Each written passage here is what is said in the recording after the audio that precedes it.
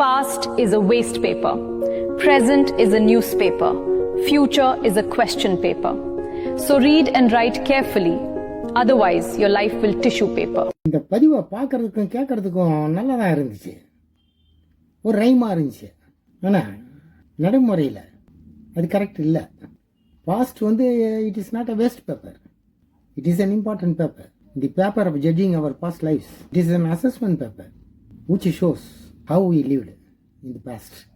Present life is a newspaper. You read carefully and answer the question. To answer the question paper is called the future. இதுவும் சும்மா read பண்ணி answer பண்ண முடியாது லைஃப்பில். இந்த question பேப்பருக்கு ஆன்சர் பேப்பர் வேணும், ஆன்சர் தெரியணும். அந்த ஆன்சர் பேப்பர் தான் நம்முடைய கர்த்தராகிய இயேசு கிறிஸ்து நமக்கு கொடுத்த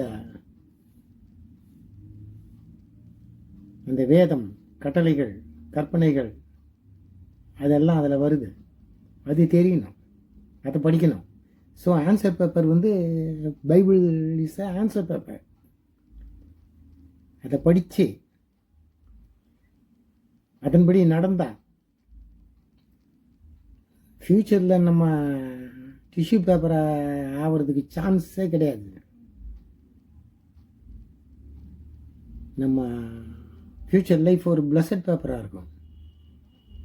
கடவுள் நம்மளை ஆசீர்வதிக்கவே அழைத்திருக்கிறார். டிஷ்யூ பேப்பராக டஸ்ட்பினில் போவதற்கு அல்ல.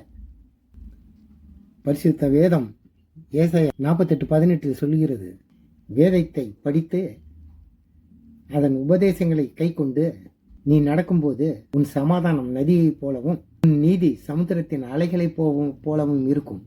உன் சந்ததி மணலத்தனையாயும் உன் கர்ப்பப்பிறப்பு அதன் அணுக்களத்தனையாயும் இருக்கும். அது இயக்கப்படாமலும் அற்றுப்போகாமலும் இருக்கும் என்று வேதம் சொல்கிறது. ஆசீர்வாதத்தை சுதந்திரித்துக் கொள்ள அழைக்கப்பட்டவர்கள் டிஷ்யூ பேப்பராக பின்னில் போடப்படுவதற்கு அல்ல கடவுள் நமக்கு குறித்த வாழ்க்கை. ஆமென்.